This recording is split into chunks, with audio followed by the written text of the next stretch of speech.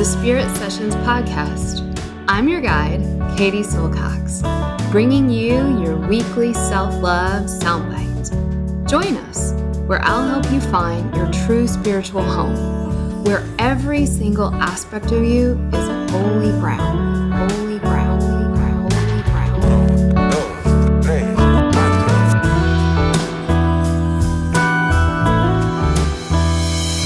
This is a Spirit Session podcast with Katie Silcox. Venga chicos, empezamos. 5, 4, 3, 2, 1, 0. All engine running. Liftoff. We have a liftoff. Hi everyone, Katie here. This podcast is intended to inspire you, educate you, and most importantly, support you on your journey towards knowing who you really are, that inner self, that inner teacher. I am not a psychologist or a medical doctor and do not offer professional health or medical advice on this podcast. If you are suffering from any kind of psychological or medical issue, please do the right thing and seek help from your qualified health professional. Hey, Spirit Sessions listener, this is your girl, Katie Silcox. We have such a good podcast for you today. It's with this awesome woman, Lisa Gunshore. She is a super soulful transformation guide, and she is the heart and soul of the Buddhist Biohacker and the Buddhist Biohacker podcast. She is one of our Ayurvedic health coaches. Actually, she graduated from the Shakti School, but she's so much more than that. Also a quantum coach, psychic medium, and a deep educator, a practitioner of the highest level of Tantra, and the author of 2 books, Enlightenment Pie and Cherry Pie. We get into all things sex, anger, cherry pie, and parasites. So this is a deep one. It's a good one. It's wonderful if you are interested in liver health, emotions, gut health, and how this all relates to sex. Yes, sex. So tune in. Also, guys, big announcement. We have our Summer of Love currently going on right now. It ends August 11th. And so you are going to want to take advantage of that. The school for 2026 will never be this cheap again. Starting August 11th, the price is going to go up $100. So make sure you get in now for this year-long Ayurvedic education. It's for all of you who want to be Ayurvedic health coaches in the world, but it's also for people that don't want to do that. They just want a year of Ayurvedic education and embodied healing for themselves. So sign up now, you guys, if you want to get all of those discounts. Plus, we're going to give you the Pavani oil, spritzer, and spice sack. And you can start studying with me immediately today. You're going to get Spirit Sessions membership totally for free for a full year. So you don't have to wait until January to start studying deep, subtle Ayurveda. You can start right now when you sign up for level 1. So that's happening. You only have till August 11th. All right, beautiful woman, enjoy the show. Hey, everybody. Here we are in a dual recording with the amazing Lisa Gunshore and Katie Silcox. So this is going to be on both of our podcasts.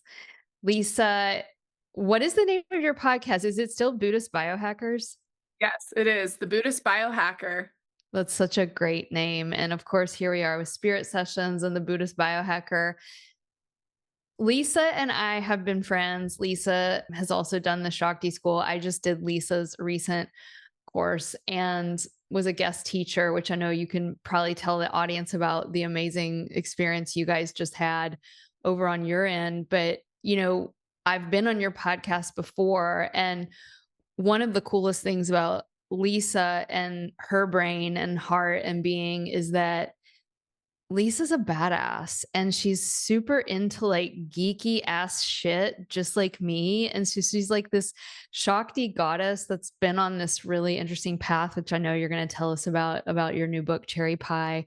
But you're also like really into like AI and like interesting ways of seeing reality. So I definitely want to dig into that for the listening audience. I think it's like something on my mind and a lot of people's minds around like how we find the depths of soul within this new era that is not going to stop of artificial intelligence. But first, Lisa, tell us about your new book, Cherry Pie. I see it in the background.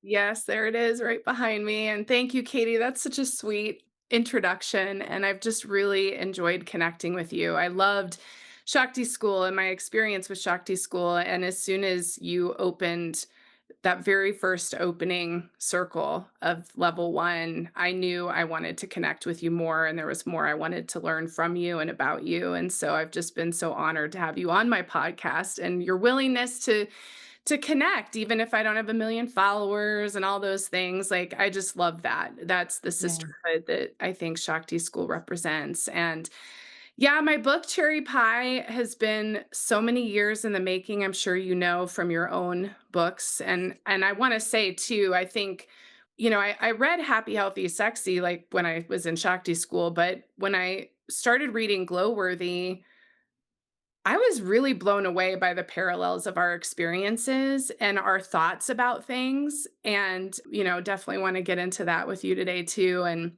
so I don't think my story is much different from yours. And maybe the whole point of us writing these stories is so that we can connect with all the other women who are in the same place, which is sex and love exist with spirituality.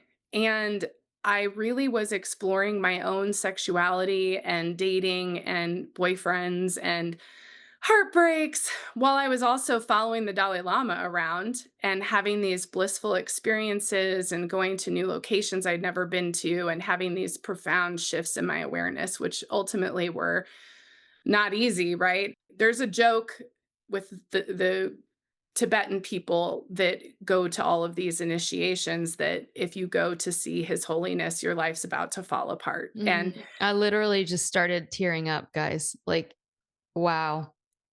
yeah, and and it was funny. It does. He is a mirror, and just like Mhm. any other guru, you see your shadow. And so I'd have this I believe, and this is what my book is, it's that story, which is I believe that every heartbreak and dissolution of a relationship was also this dissolution of my ego. And it pushed me into these spaces where what I was learning from His Holiness when he was teaching at these events I went to and worked as a volunteer at really saved me in a lot of ways. They really did. I mean, he saved me. He's with me every day. And it makes me tear up because there's nothing more incredible than being able to connect with a guru, especially in this modern age. And I think that time of the guru is done. And I think what was so beautiful about His Holiness is he was constantly reminding you that he wasn't a guru Mhm. and that, he didn't want you to just follow him. He wanted you to focus on the clear light mind and tantra. Mhm. And so Mhm. that's where you wrote something in your book, and I'm going to bring it up right now, which is Oh, Lord. I know. Well, it's just amazing. I'm just blown away by the parallels, but you asked a question in your book in the broken chapter and you said, could a spiritual path really coexist alongside the things that felt most natural and important to me? Mhm. And I just sat with that question in your book for Mhm. like 2 hours crying, to be honest with Mhm. you, because that's it.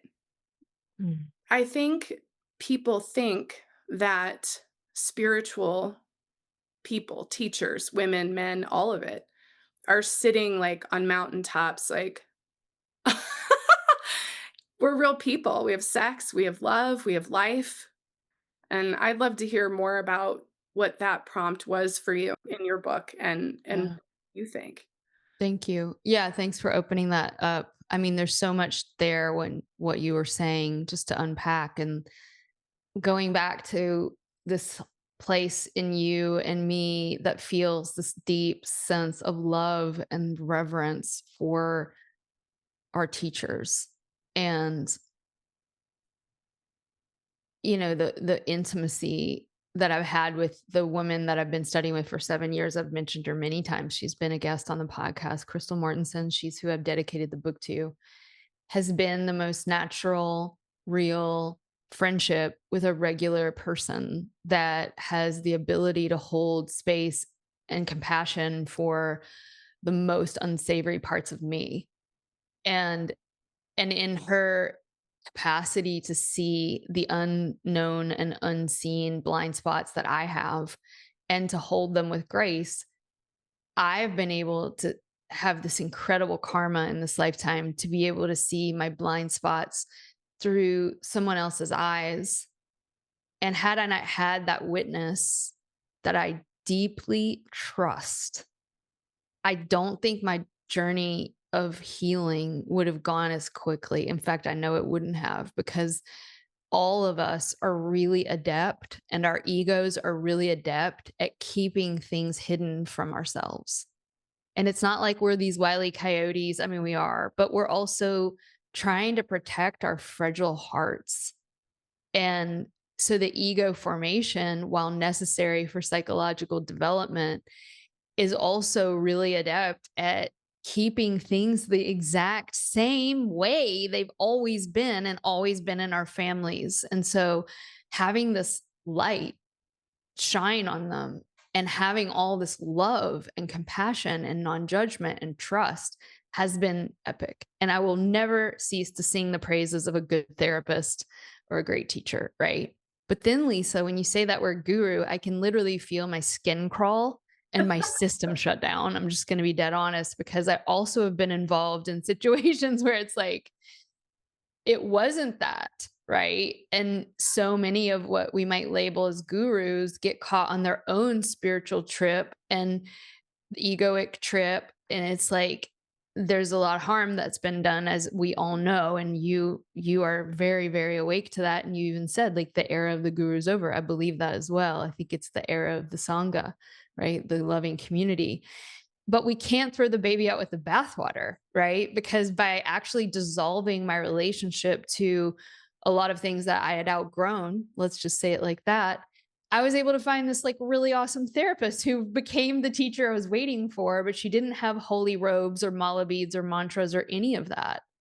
Yeah. And so just to put it out there around what you said, that's the whole guru piece and where I am with it right now. How do we accept teachers and accept our deep need for mentors and elders, while at the same time not getting caught in what's so easy to get caught in, which is a projection, which is, I desperately want a mommy and a daddy, or both, right? And so now I've got this person that I am projecting all of my own goodness and enlightenment and mommy and daddy needs, and letting them be that mirror of that for me, which might play a role, right? But not getting caught in that delusionment.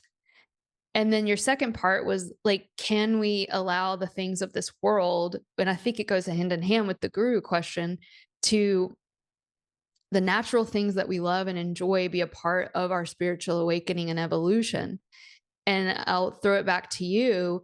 I mean, that's Vajrayana Tantra. Like, I've got behind me, like this Mantra, like the third path, which is considered the most advanced path in Tibetan Buddhism, is the one where you do just that, where every single moment of your life and everything you do in the worldly realm actually is the portal into awakening.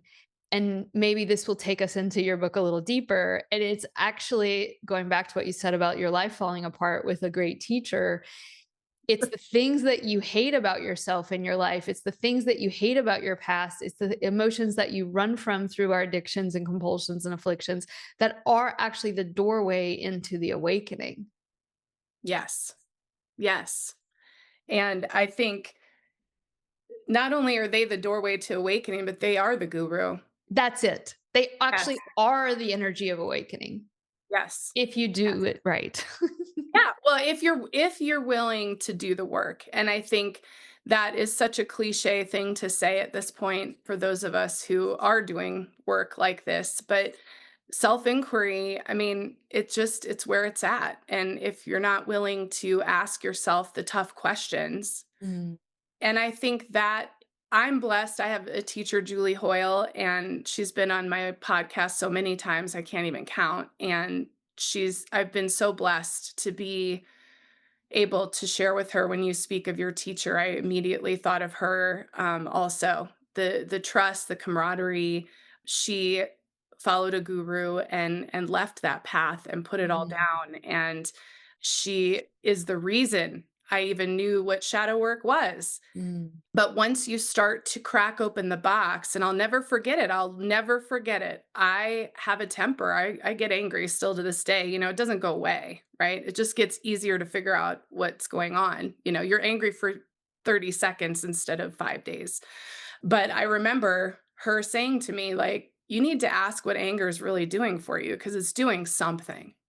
mhm, And I sat with that for several days and journaled about it. And finally, I thought, well, what happens when I get angry? Oh, well, I'm a Scorpio. So when I get angry, I don't want anyone around me. And I make it very clear that I am closed off to the world. And it just clicked. It was like, oh, anger is a boundary that I'm not providing for myself. How great is anger? And that moment, that was probably 2009, was it. That was the moment where I understood exactly what you're saying, which is the pain, the anger, the anxiety, the sadness, the heartbreak, the disillusionment, the shame, the guilt, the resentment. It is our greatest teachers. It is the pearls in the pearl necklace. Like, it's why I have a pearl necklace on the cover of my my book, is because those pearls of wisdom are coming from these parts that are so easy to shame, deny, say are wrong or bad, instead of acknowledging what's really happening there and how we're actually suppressing our joy. And what I appreciated about all of the years of studying Vajrayana Tantra is when you start to understand that the guru lives inside of you, the teacher, the witness, you know, the Purusha, right? It's all inside of us. And it's accessing that and bringing that out into the world that shifts you into compassion, and you start to live in bodhicitta, and you start to understand. And it's not easy. Sometimes it's definitely not easy. And other times I can watch myself come into that understanding and shift into compassion even in a difficult conversation, and it all dissolves, so those moments exist. And I think it's so important that we're willing to ask these tough questions of ourselves. Why am I angry? Why am I unhappy? Where is my joy? Because when you dig into that truth, the satya, it rises, and the awakening occurs. yeah, I love everything you said.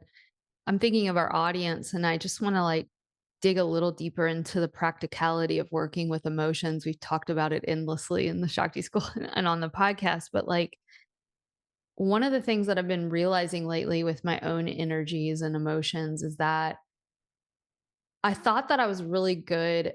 I struggled a long time. Anybody that's listened to me or read the books is like, yeah, fear was my great nemesis, right? Arch enemy number one, anxiety, fear. Then I've realized anxiety is actually the opposite of fear. It's the running from fear. It's the fear of fear. It's the fear of feeling fear. And in the Vajrayana tradition, the essence of fear is pure joy. And I realized, dang, I'm really bad at feeling fear. I actually suck at it. I'm really good at the reaction to fear, which is called anxiety. Mhm. And then I got really pretty good at feeling fear. And I was like, bring it on. Terror, let's do this. Yeah. Open, open, open, open. And as I began to open to the raw feeling of fear, and it's super hard, guys, by the way, sometimes I needed support around that. And I could find the courage and bravery to be able to be with it, even though it's never fun. Right. And then I realized, oh, wow, like now that I'm not living in a cloud of reactive fear, now I can feel all the sadness that's here and the grief. And then I was like, okay, I'm starting to get better at feeling that, right? The raw feeling. And in the Tibetan tradition, it says the essence of sadness is pure compassion, empathy for others. That it's just like, wow. Right. And then we get to anger. And in the Tibetan tradition of Tantra, the anger is the hell realm. It's the claustrophobia. It's Mhm. the dark night of the soul because it makes us feel so trapped that it'll never change.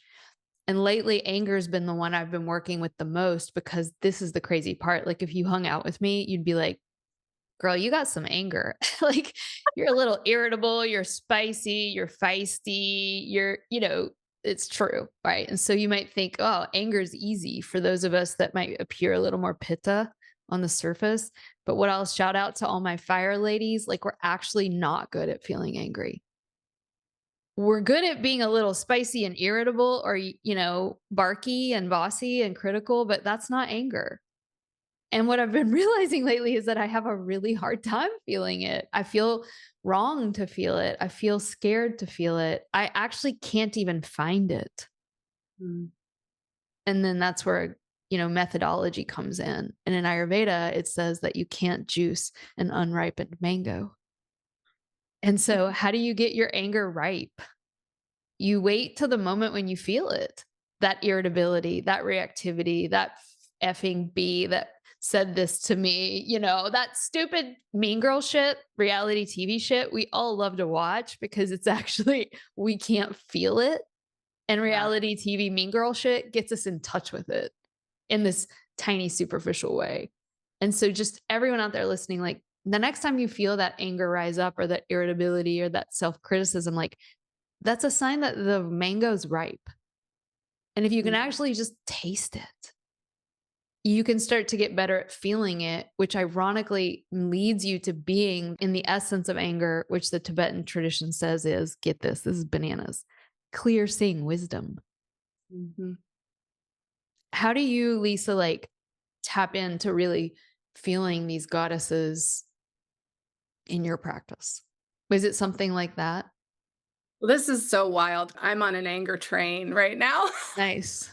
She's so nice too. When you really feel your anger, it actually makes you such a nicer human. Oh, yeah, and that was gonna be my question for you too, is like, Mm, what's your go-to? I'll throw out a few things because I wanna know what you think too. sure.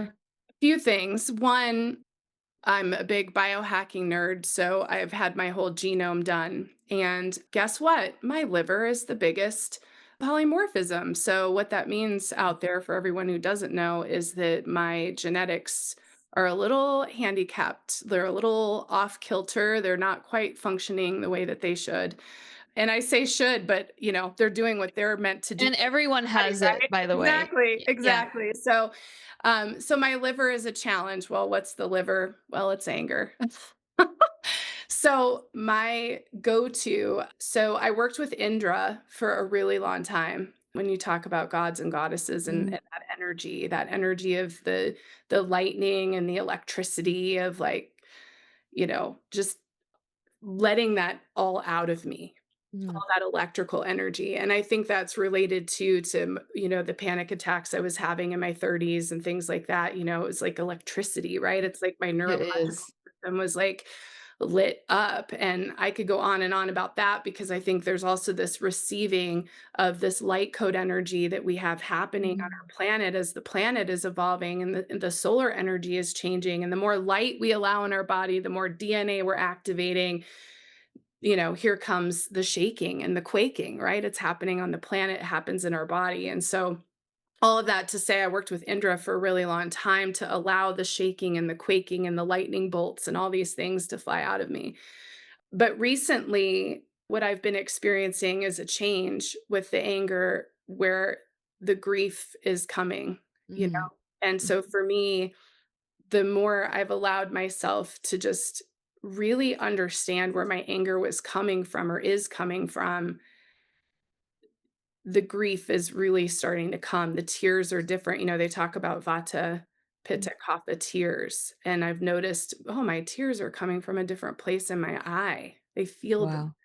Yeah, they're by the way, listeners, according to the dosha, it might come from the middle, the outer duct, or the on the other side. Like, this is how deep it can go.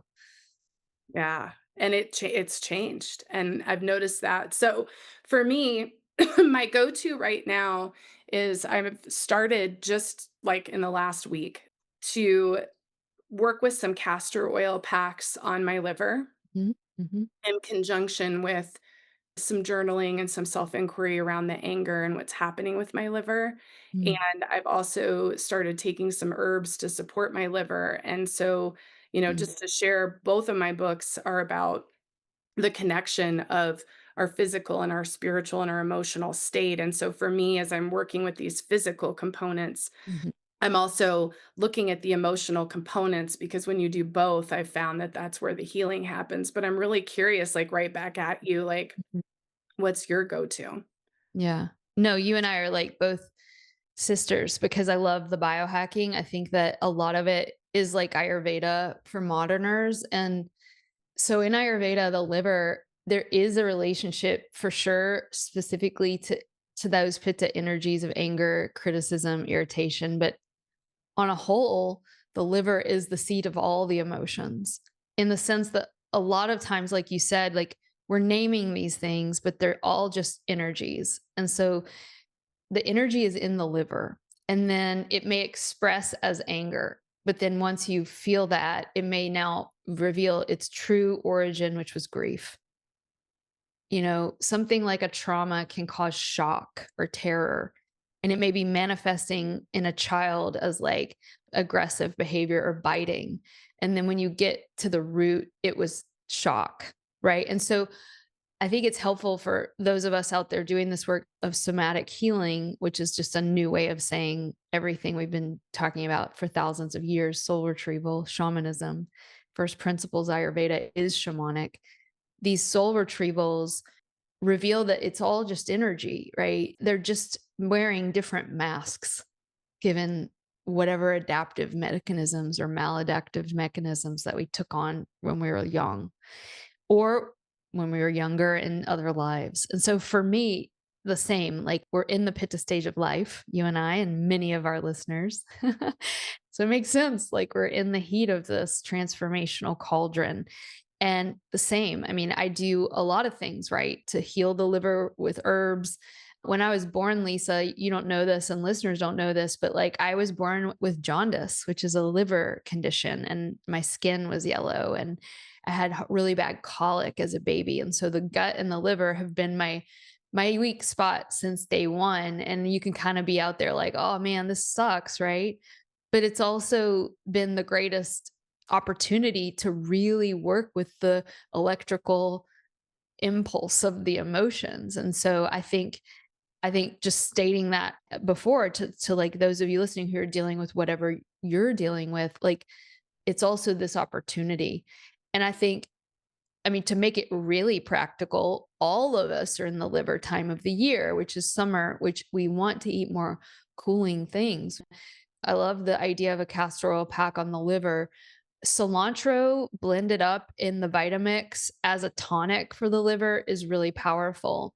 I just came back from an amazing experience. Speaking of amazing gurus that are for real, Dr. Vasant Lad, I was able to be with him one on one. And I mean, this is like needs to be a whole podcast, but essentially it's like you're with the Dalai Lama, like you're with a light field that has pretty much dissolved their ego to a huge extent. You can just feel it when you're in the room. And so as I sat with him, my own egoic structure upon meeting his was just instantly dissolved as well. And so in that moment, he was able to see me really clearly. And within the first 2 minutes, he tracked so much by feeling my pulses and looking at my astrological chart.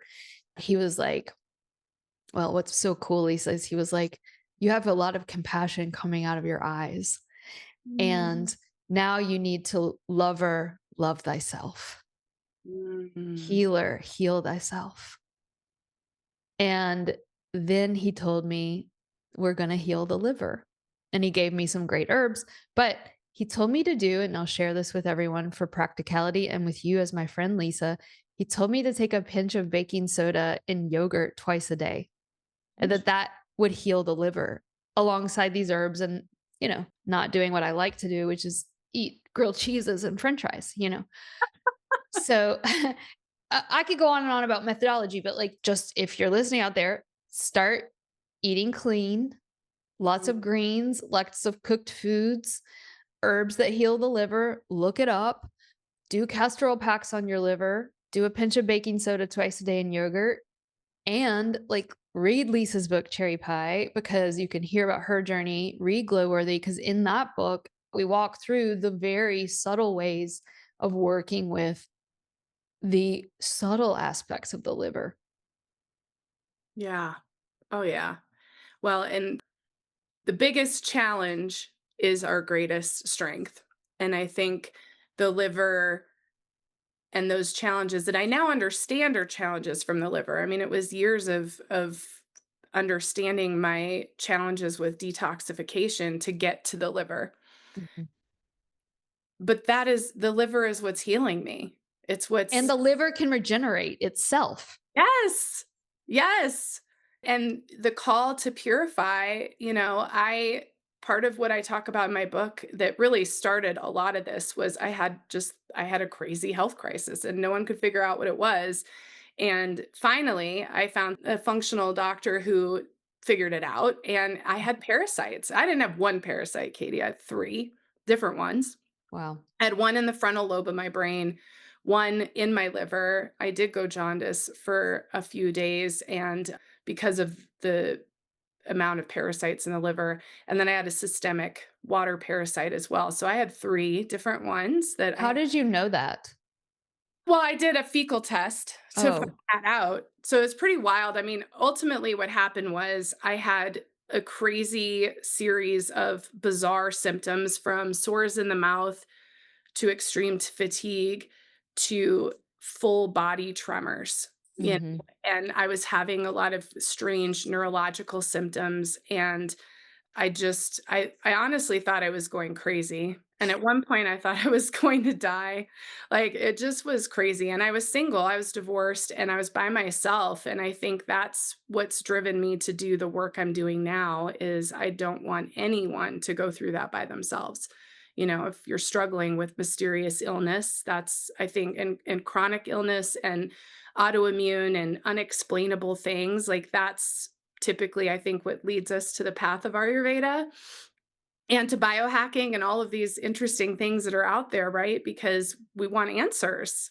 We want answers. And I think that's also a testament to who we are spiritually because we're looking for answers. We're seekers of truth. We want the Mm. truth. And when I had a doctor tell me, like, basically tell me I was overreacting and give me a prescription for Xanax, that's what Oh happened. my God. This is so important, guys. Like, she had 3 parasites and a simple fecal test showed it, and I know that you healed it through various methods, and to have a doctor say, "You're crazy, nothing's wrong with you," because it's not showing up in what they choose to study or do labs on, and here's a Xanax. That's really bad because A, some people do need a Xanax. We're not anti-pharmaceutical drugs in any sense at the Shakti School, but that's not what you needed. And that could cause such harm on your mind long term. So Yes. did were you able to be like, "No, I don't agree?"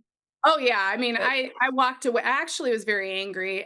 Part of it was I mean, this is getting into the weeds of it, I suppose, but I think maybe it's important to say, trust your intuition. I think it says in the very first textbook written by Dr. Ladd that our intuition is like number 1 over and above our experience. Did you have a specific I mean, do you remember what fecal lab you did just in case people out there wanna do one? Yeah, absolutely. So I'll say at the time it was Great Plains. Now it's Yeah, that's a Ayurvedic good one. Diagnostics, and I do that. So I practice functional Ayurveda now. So for anybody out there who's interested, like go to Yeah, biohacker.com and I hit do Lisa up. testing. Hashtag Shakti grad. Yes, yes. Well, and yeah, all of my Ayurveda training is through the Shakti School. And I would say that not only do I do all the testing, but I actually work to minimize supplementation. So I think one of the things that makes me different from a functional medicine doctor is they often charge thousands of dollars for testing and then also put you on a lot of supplements. Mhm. And I am going to give you a food plan before I give you a supplement plan. Did you use supplements to get rid of the parasites, or did you use pharmaceuticals? Because that sometimes can be helpful. I actually only used herbs, Mm, and I had an incredible so Dr. Jill Carnahan was my doctor. She's pretty famous nowadays, so it's very easy to find Dr. Jill. She cured her breast cancer. She was supposed to die of breast cancer. She had a very rare form, and she's gone on to be the most incredible healer in the world. Talk about compassion. So I remember walking into her office after that. So what had happened was I used my own tarot cards of all things, and my tarot cards kept telling me I had some kind of fungal issue. mhm. And so I started researching that and found out about candida, didn't know anything about it. So what I had asked this doctor, my GP, I said, Regular, right, Western regular doc. doctor, I think I have candida overgrowth. Like reading all about it. Oh, that's not real. You're a hypochondriac. And I'm like, listen, I've not been to see you. Like, I'm not a hypochondriac. Like, this isn't like a normal thing. First Like, time I've been here. my body is weird. Weird stuff is going on. So he gave me the Xanax. He was very rude.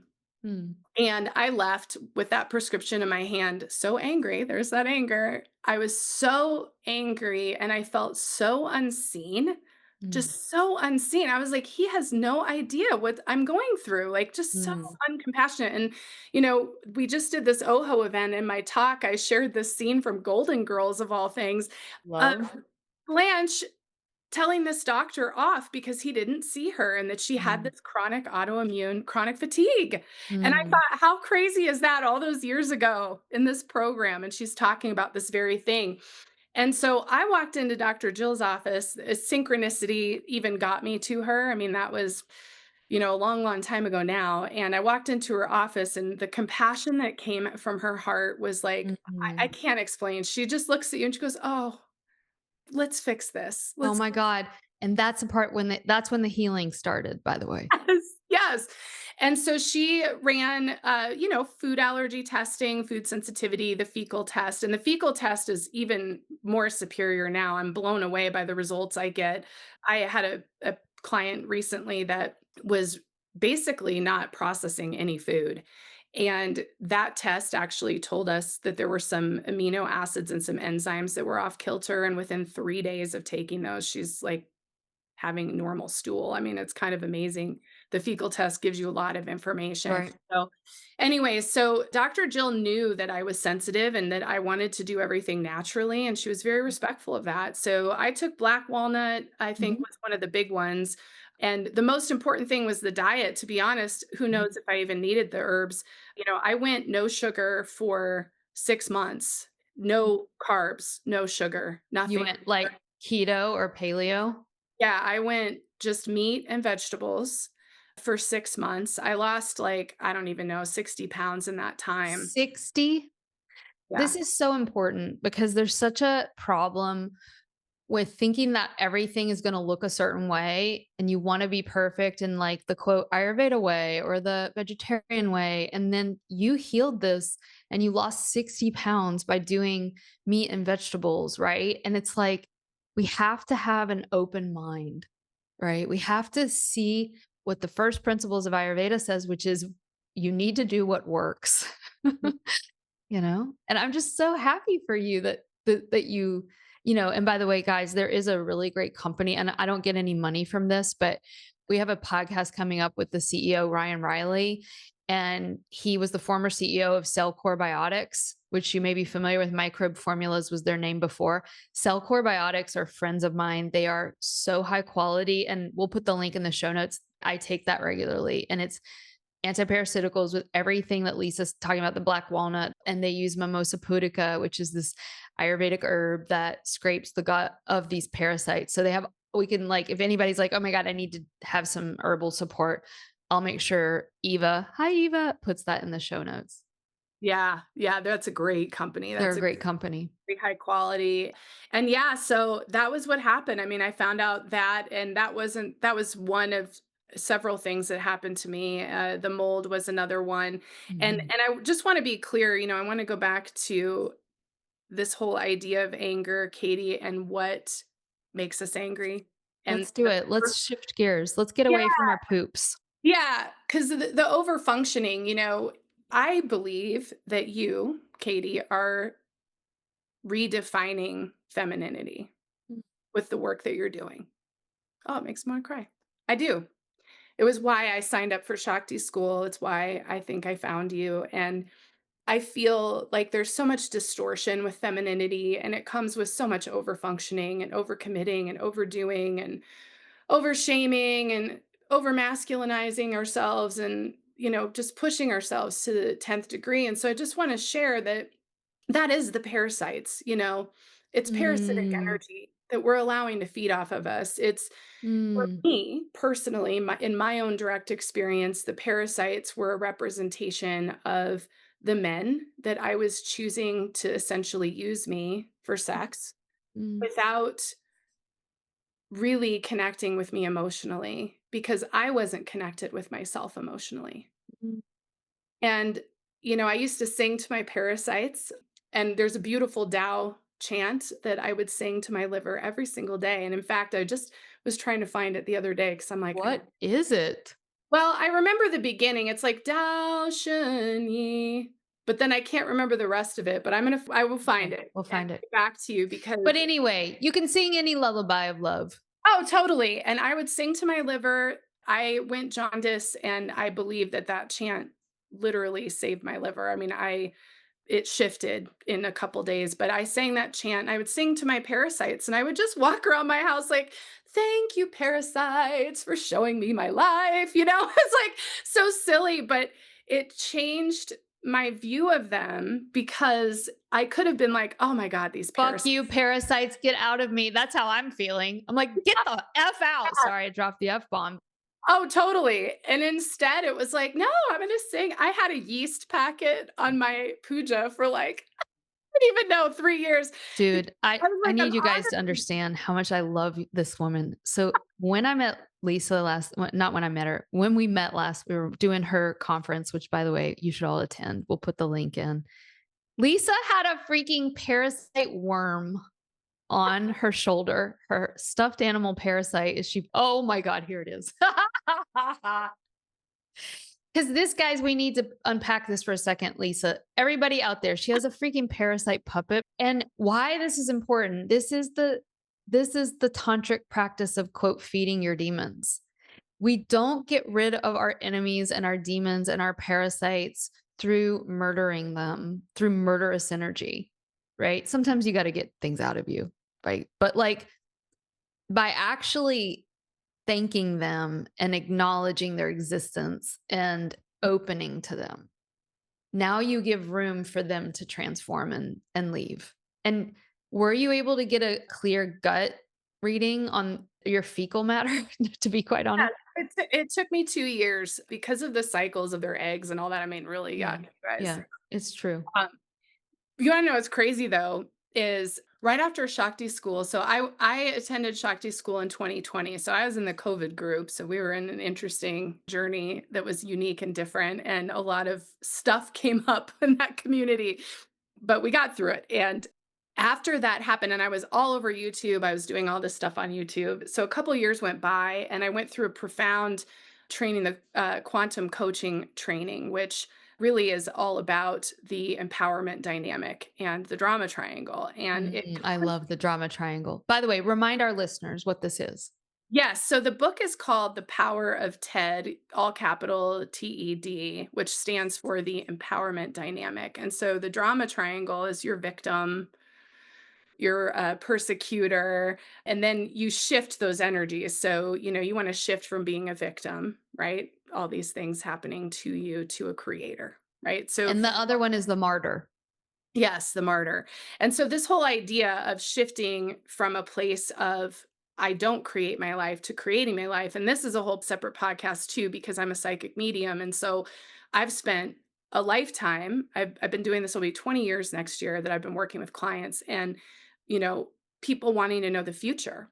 And for the last decade, I keep saying to my clients, you create your future. So I went and took this training because I wanted to support all of my clients in empowering them to create the future that they want. I no longer want to tell you if your boyfriend's going to call. Sorry, everyone. What I want to tell you is What kind of boyfriend do you want? Do you want someone who's going to call you? Because that's a different choice than just asking a psychic if they're going to call. Just, Very, very good. yeah. So when that happened, and this goes back to parasites, when that happened, I had a lot of poaching happening off of my YouTube and my community. I'm sure you know, Katie, like you have podcasts and things, and some people support the project you're on and some people do not. They just take from it. And so what happened in all of this, I share that context because our physical bodies are a direct reflection of our emotional state. Guess what happened? My face broke out. I was so embarrassed. I actually went off YouTube for the last 2 years because I was so embarrassed about my skin. And I tried all these natural things. I was doing all sorts of different things. I was trying Ayurvedic practices to heal the skin. And I'm like, something is going on with the skin. And I knew because of the work I've done, I knew when I figured out the emotional component of this, I was going to clear this skin issue. Well, guess what I had on my skin? Oh, just parasites again. And what were they doing? They were feeding on my face, which is my identity. So these parasites were a direct reflection of what was happening in my own work and my community and my life. And I started to look at that again because it's not a cure, and I love this. There's a quote that transformation is like the tide. And I think it's so true. We fall out of our stuff and we fall back into old patterns.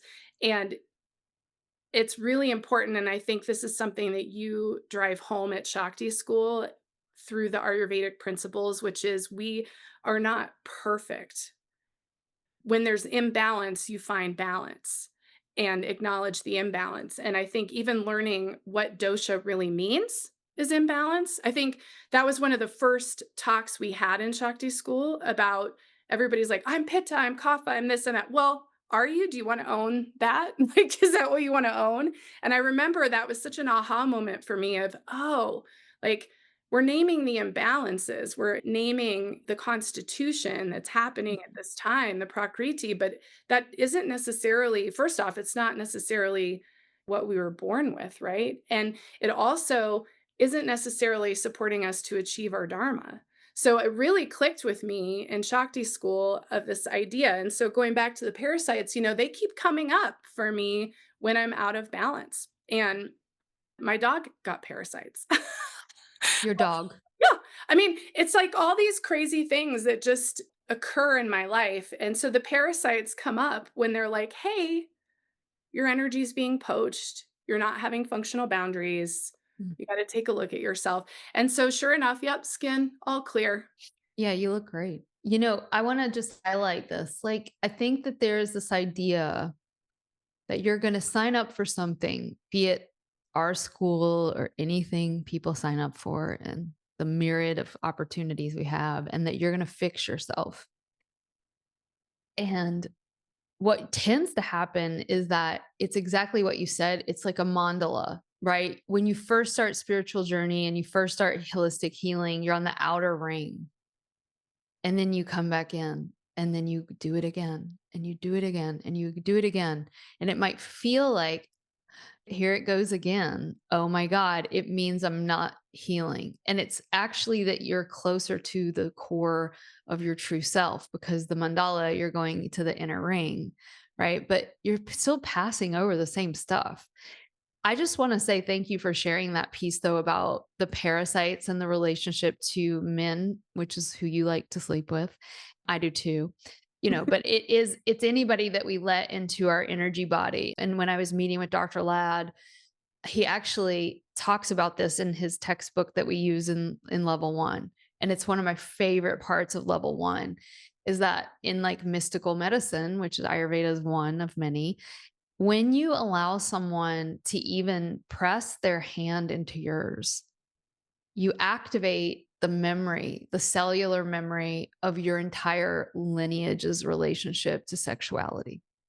And so it's not like what I grew up with, which was like, sign the sex promise card and we're going to feed you lots of pizza at the church lock-in and you're never going to have sex till marriage. It's not that.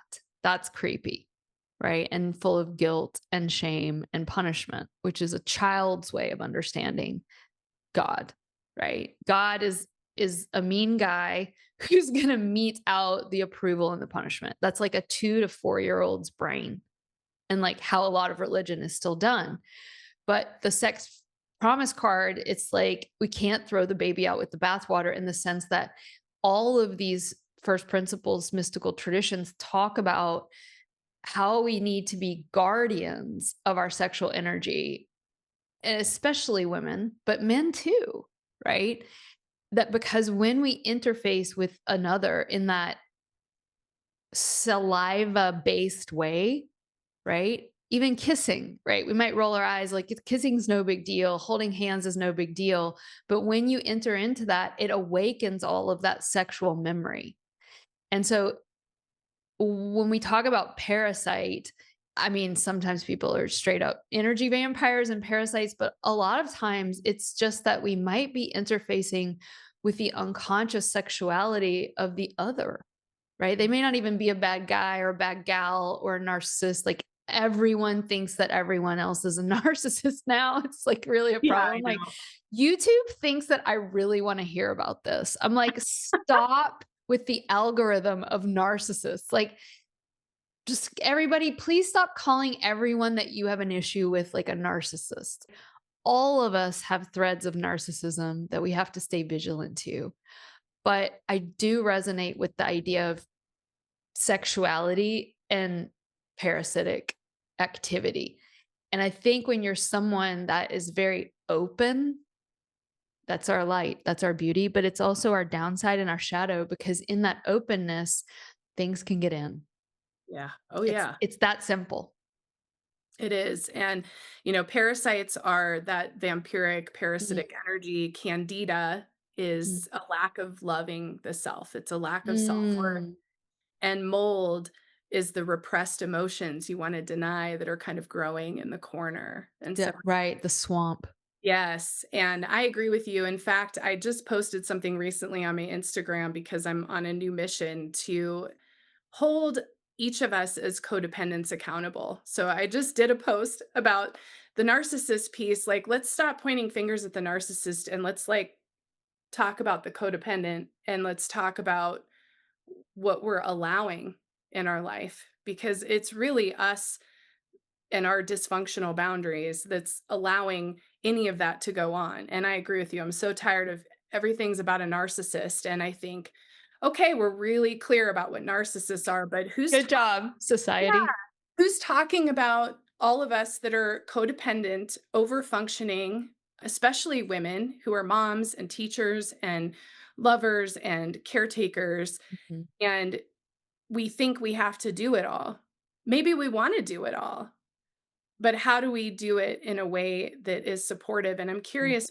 So, my question for you, Katie, is with this mandala, this spiral that we go in, I feel like the more I go in, the mhm, harder it is to pull myself out and go back out into the world. And I'm curious how mm, you feel in your own work.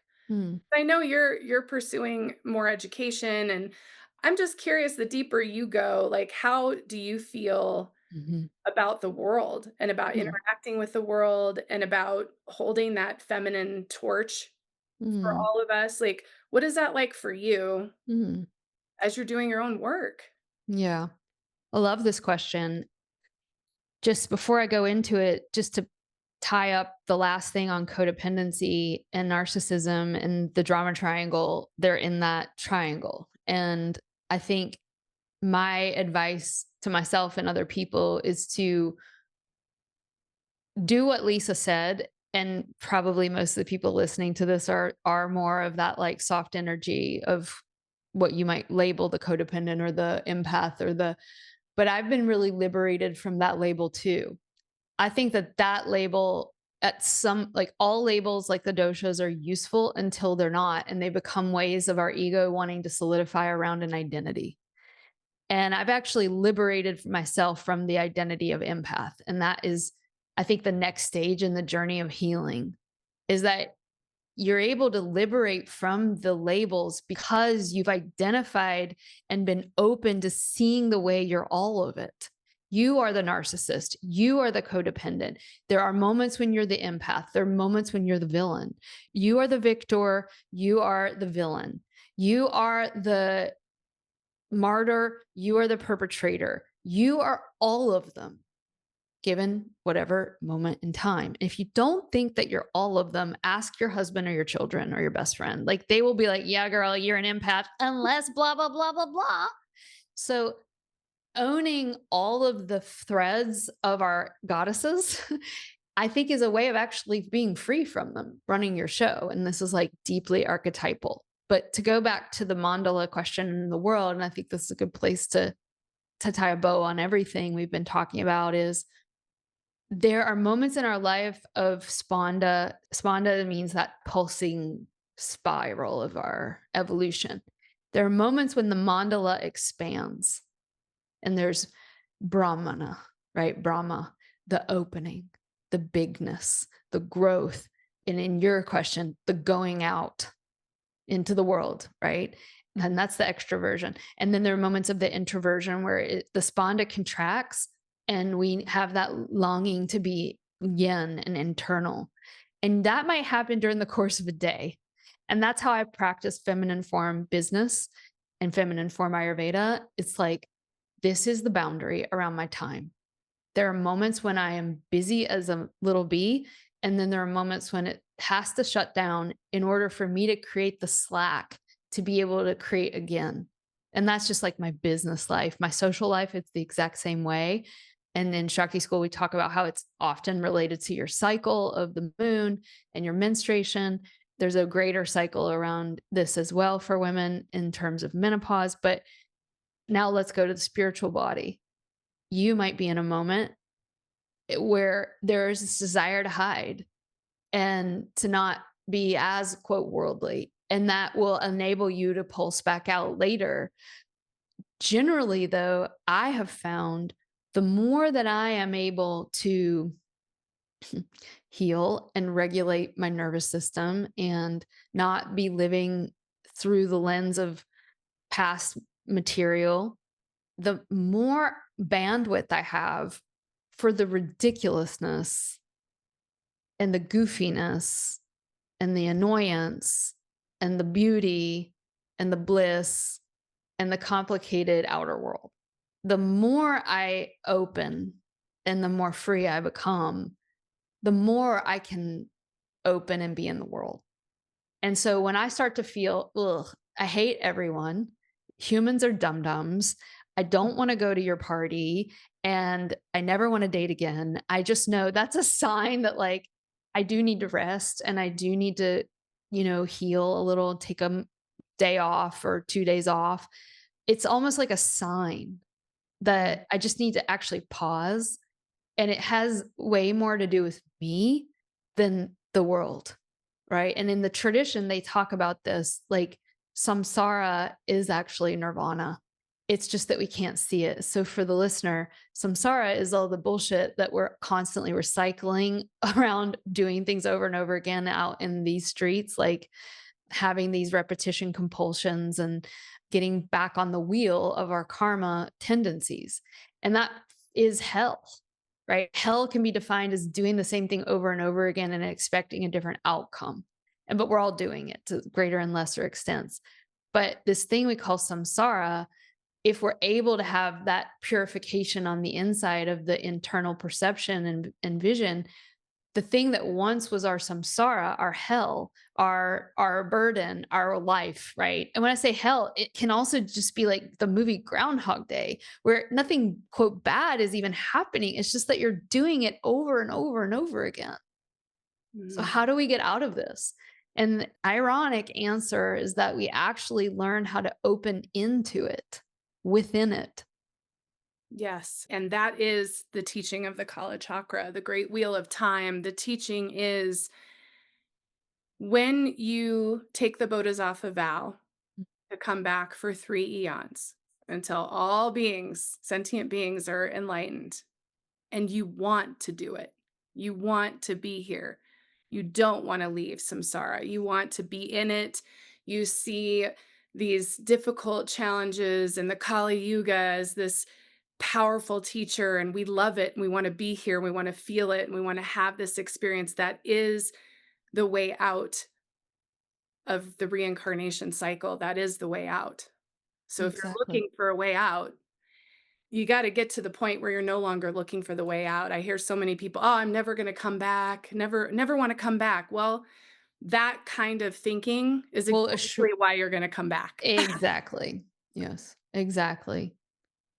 Yeah. Everyone out there, this has been such a joy, Lisa, to have you on the program. And I know I'm also on yours. So I give a love to all your listeners. Where can they buy your book?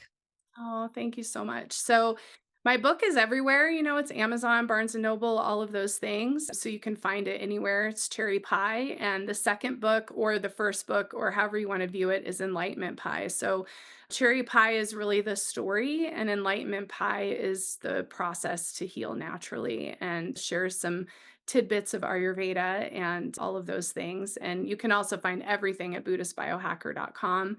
And Katie, I just love and respect and appreciate you. I'm so grateful you're in my life, and definitely cannot say enough about the Shakti School for everybody Thank you. that's out there. And, I don't know if there's anything you want to share also about Shakti School or what's coming up. Babe, look, you giving a shout out is the biggest promo I could ever ask for, because I know my baby is the best and the smartest and the sweetest and the most beautiful. But to have you, who's been a student during COVID, say that it's the best and the most beautiful. We do have a Summer of Love deal right now.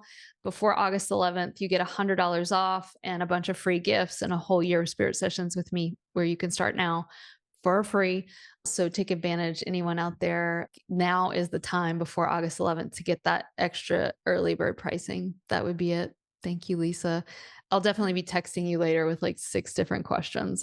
Good. So we might have to have you back, but thank you. And I know we'll put all the links to both of our websites and our courses and programs. If you want to work with Lisa one-on-one, we'll put all of that in the show notes. And I'm sure Buddhist Biohacker will do the same for us. And yeah, Oh, absolutely. And yeah, you're definitely more conversations to come on Buddhist Biohacker too. likewise. I think we could talk for hours. So, We definitely could. We didn't even get into the whole Ayurveda/AI conversation, but oh we'll no. do it at some point. All right. Thank I you, love you so Lisa. much. Much love. Thank everybody you. out there. Thank you. Bye. A big special thanks to Kevin Carlisle of Goodbye Gemini, who wrote this beautiful podcast music, and to DJ Juan Pablo Jimenez in southern Spain for mixing it and making it magic.